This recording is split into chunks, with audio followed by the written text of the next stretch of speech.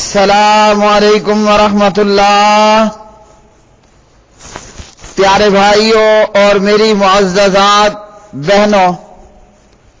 ترجمہ تفسیر القرآن الکریم سبق نمبر 38 آیت 104 تا 107۔ اعوذ باللہ من الشیطان الرجیم۔ یا ایھا الذین آمنوا لا تقولوا راعنا وقولوا انظرنا واسمعوا وَلِلْكَافِرِينَ عَذَابٌ أَلِيمٌ۔ مَا يَوَدُّ الَّذِينَ كَفَرُوا مِنْ أَهْلِ الْكِتَابِ وَلَا الْمُشْرِكِينَ أن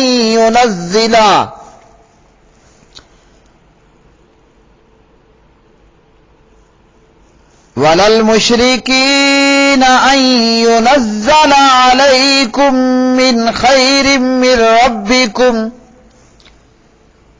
ما يود الذين كفروا من أهل الكتاب ولا المشركين أن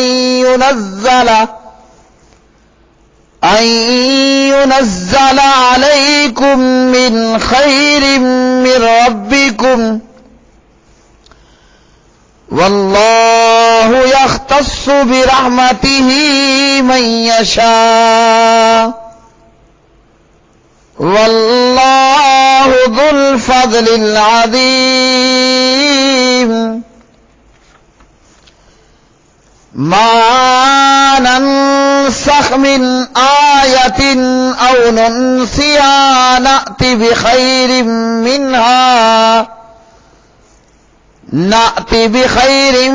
منها او مثلها الم تعلم ان اللہ على كل شيء قدیر۔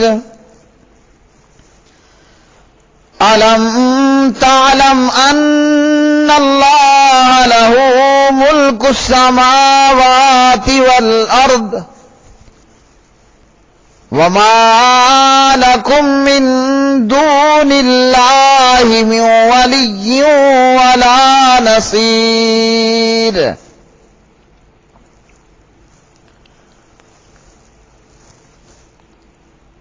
اے لوگو جو ایمان لائے ہو، تم راعنا مت کہو اور انظرنا کہو اور سنو، اور کافروں کے لیے دردناک عذاب ہے۔ اہل کتاب میں سے جن لوگوں نے کفر کیا، نہ وہ پسند کرتے ہیں اور نہ مشرکین کہ تم پر تمہارے رب کی طرف سے کوئی بھلائی اتاری جائے، اور اللہ تعالیٰ اپنی رحمت کے ساتھ جسے چاہتا ہے خاص کر لیتا ہے، اور اللہ تعالیٰ بہت بڑے فضل والا ہے۔ جو بھی آیت ہم منسوخ کرتے ہیں یا اسے بلا دیتے ہیں، اس سے بہتر یا اس جیسی اور لے آتے ہیں۔ کیا تو نے نہیں جانا کہ بے شک اللہ تعالیٰ ہر چیز پر پوری طرح قادر ہے؟ کیا تو نے نہیں جانا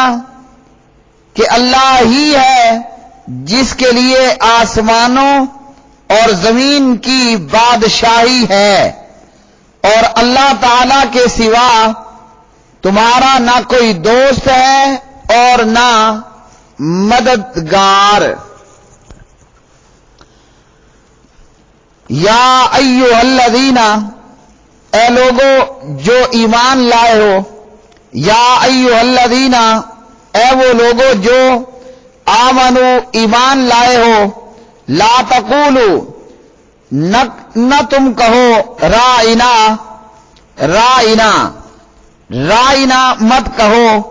یعنی ہماری رعایت کر. وقولو، بلکہ تم کہو انظرنا، ہماری طرف دیکھ. واسمعو، اور سنو. وللکافرین، اور کافروں کے لیے عذاب، عذاب ہے، علیم، بہت دردناک. ما یودو، نہیں چاہتے،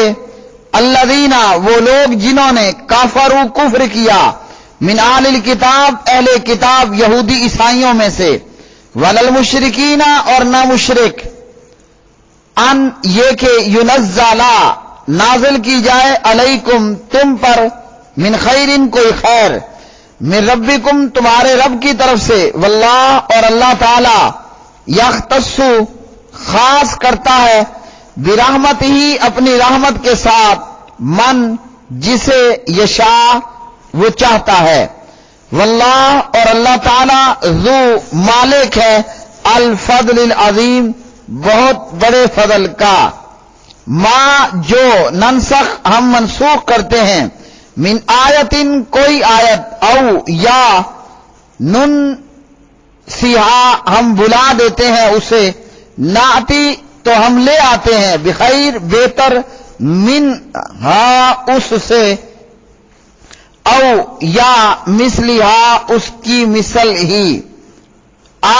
کیا، لم تعلم، نہیں آپ نے جانا،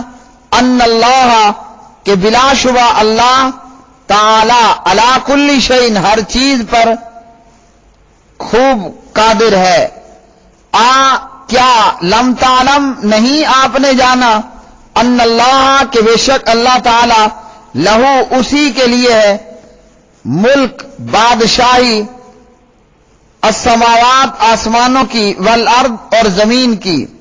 وما، اور نہیں ہے، لکم، تمہارے لیے، من دون اللہ، اللہ کے سوا، من ولی، کوئی حمایتی، ولا نصیر،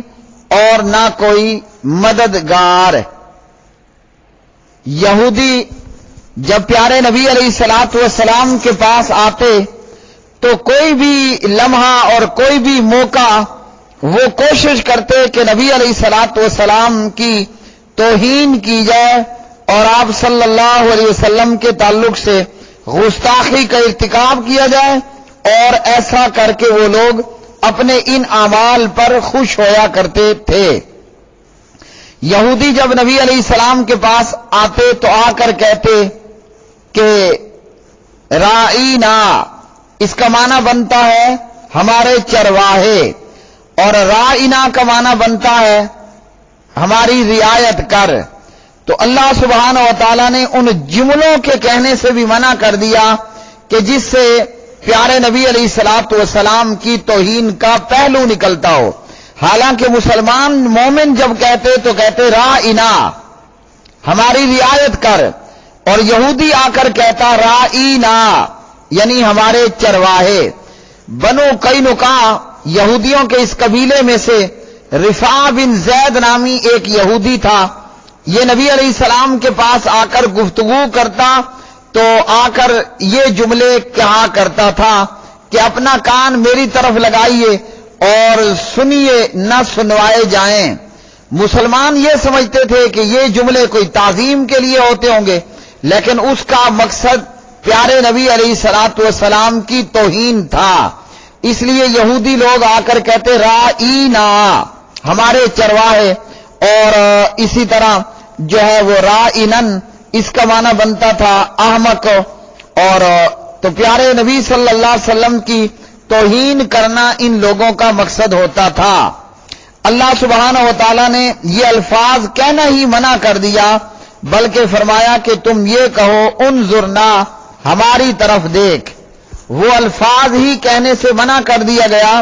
جس سے نبی علیہ الصلوۃ والسلام کی توہین کا پہلو نکلتا تھا.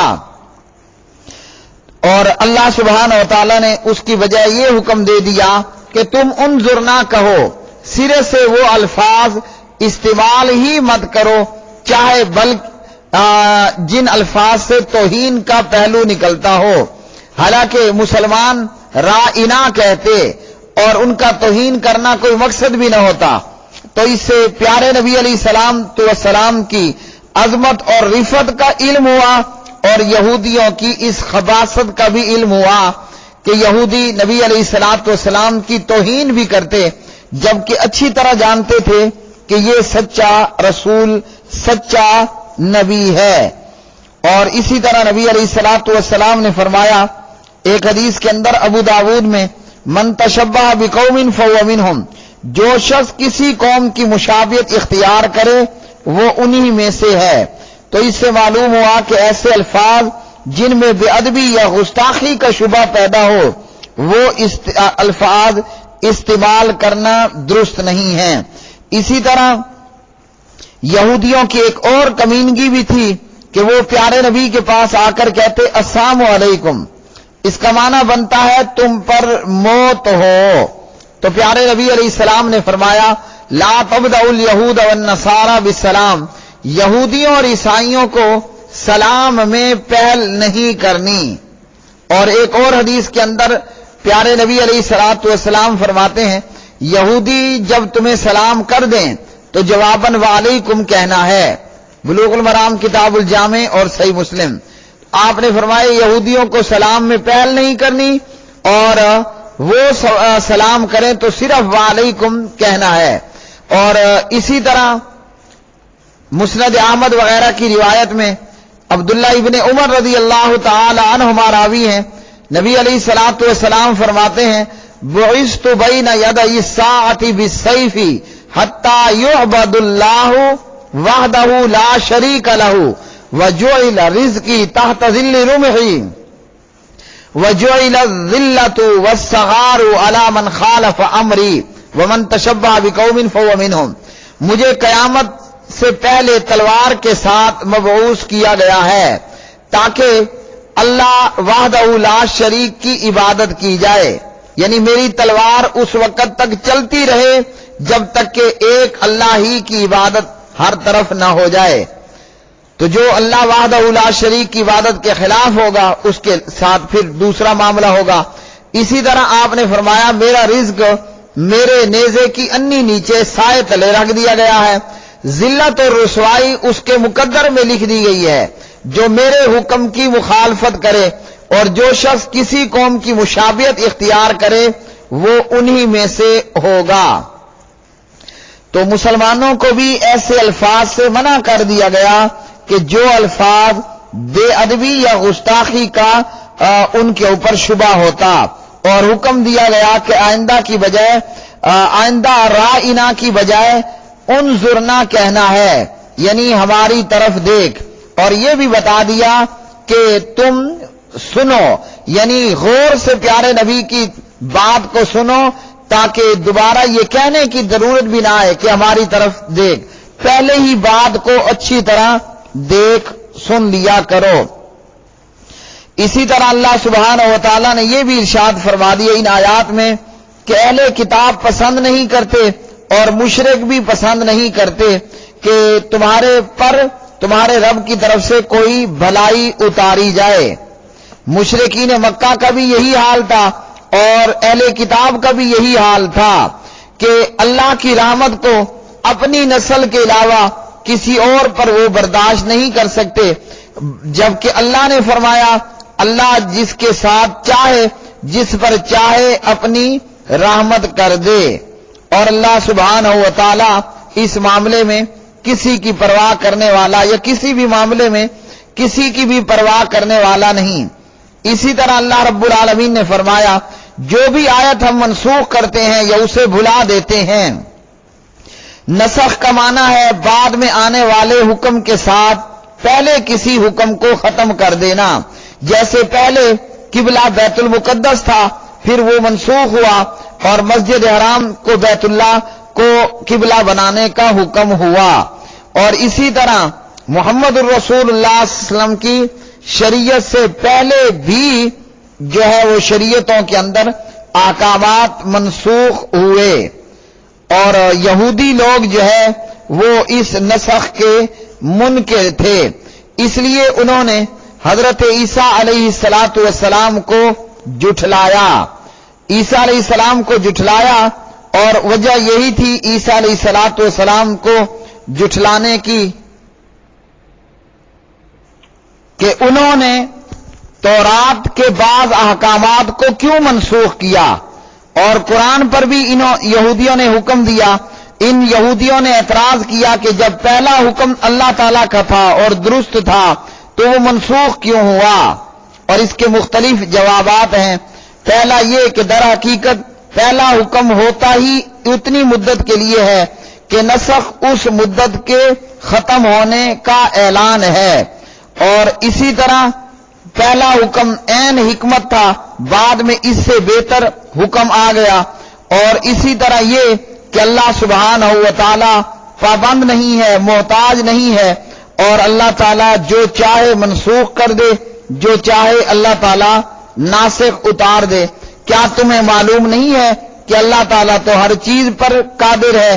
تو وہ اللہ ہی کیا کہ جو کسی چیز پر قدرت نہ رکھتا ہو۔ تو اللہ تعالیٰ جب ہر چیز پر قادر ہے تو اس کی مرضی ہے کہ وہ جو ہے پہلے احکامات کو منسوخ کر دے اور بعد میں